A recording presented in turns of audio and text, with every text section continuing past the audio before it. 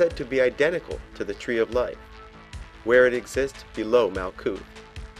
This infernal tree is said to be ruled by the fallen angel Samael, who is the Kabbalistic equivalent to Satan from the Bible. It is the Tree of Life, along with its counterpart, the Qccult, that is the origin of the concept of 7 hells and 7 heavens. Below the tree, proceeding from Malkuth, is the tree of knowledge of good and evil, which is between the Tree of Life and the world, or Asaya, or shells, represented by the coiled-up dragon with 7 heads and 10 horns, being the 7 infernal palaces and the 10 Averse Sephiroth. Occultists claim that just as man has a divine copy of himself, called the Guardian Angel, who exists in the higher realms of the Tree of Life, he also has an infernal copy of himself, called the Guardian Demon. Expectedly, this so-called Guardian Demon takes residence in the Tree of Knowledge of Good and Evil. Both Guardian Angels and Guardian Demons are called tutelary spirits, which are spirits assigned to a human at birth. Muslims, similar to occultists, also believe that each human is assigned an angel and a demon at birth. A large part of occult practice involves contacting or uniting with one's tutelary spirit. The most common operation is often called knowledge and conversation with the Holy Guardian Angel. Coming into contact with one's guardian angel is not only one of the occult's highest achievements, but a necessary step in gaining mastery over magic itself. After a series of rituals designed to help the spirit slowly climb the Tree of Life, you will finally come into contact with the true you that exists in the heavenly realms.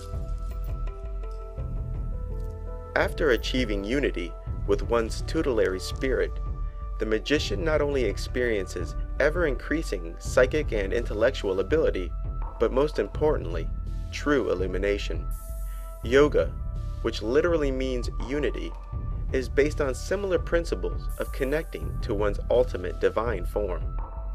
This process of using magic to increase one's psychic and intellectual powers is called psychic development and has long been known as alchemy. Initiation is another term often used to describe spiritual development. In movies like The Last Airbender, the Christ child is learning to master new powers as he gains mastery over the 4 magical elements: air, water, earth, and fire. The movie also contains the 4 nations of elementals acknowledged by all occultists. According to the official story, alchemy is the controlled transmutation of one metal to another. The very utterance of the word alchemy invokes in the commoner mental imagery of a medieval eccentric foolishly attempting to turn lead into gold. Magicians, both modern and ancient, have nurtured and enjoyed this misconception. As usual, these magicians cleverly conceal the truth of their work in symbols, while the profane tried in vain on account of taking the symbolic literal. The metals of alchemy have absolutely no relation to the physical manifestation of the metal. The minerals of alchemy have absolutely no relation to the physical mineral whose name it bared. The answer, in part, is to be found in the hexagram and the Tree of Life. The hexagram, falsely called the Star of David, is only connected to the Jewish people because of the Kabbalah. The hexagram is actually a symbol for the 7 of the 9 Sephiroth above the material plane. It is essentially a symbol of the 7 magical planets: the Moon, Mercury, Venus, the Sun, Mars, Jupiter, and Saturn. Each of these 7 planets are associated with and correspond to a particular metal. Further, each of those 7 of 9 Sephiroth above Malkuth also correspond to a particular metal. With this in mind, The hexagram and all of its correspondences can be nearly superimposed on the tree of life, with only the sphere of Binah, which represents Saturn, ruining the perfect superimposition. Similar to how the fruit from the tree of life can increase one's power, so too can fruit from the tree of knowledge of good and evil, because it is the realm of demons, including your own demon. If you recall, Adam and Eve, after eating from the tree of knowledge, knew they were naked and made aprons for themselves with fig leaves. Could this be the reason why Masons wear aprons? Is the apron a symbolic reference to the fig leaves of Eden?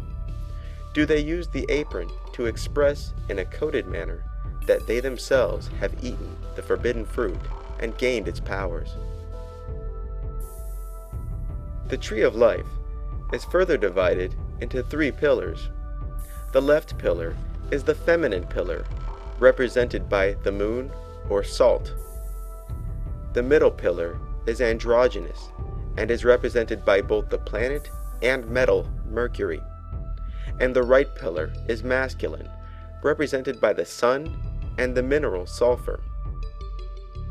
This symbolism is plainly apparent in almost every depiction of an alchemist or alchemical magic, because somewhere in the picture will be both the sun and the moon, the very essence of uniting opposites.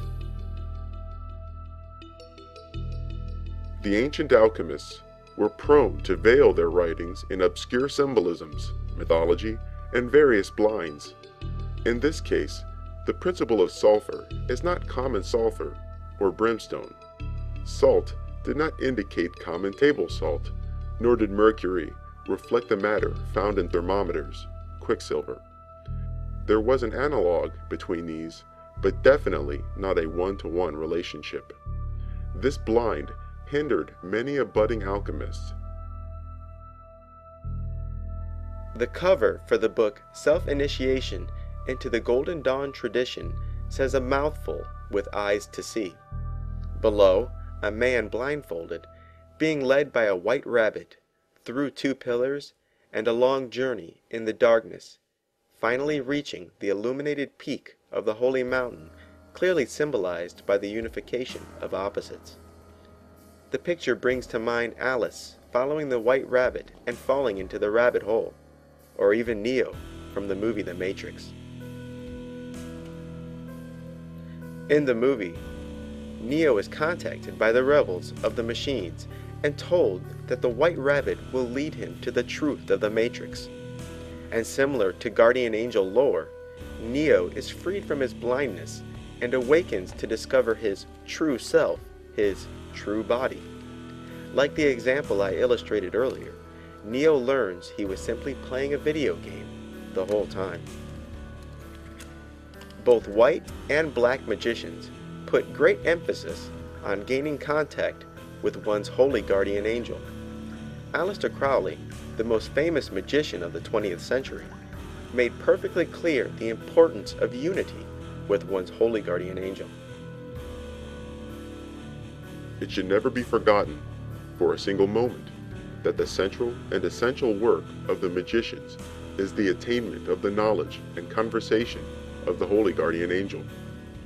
Once he has achieved this, he must of course be left entirely in the hands of that angel, who can be invariably and inevitably relied upon to lead him to the further great step, crossing of the abyss and the attainment of the grade of the Master of the Temple. Aleister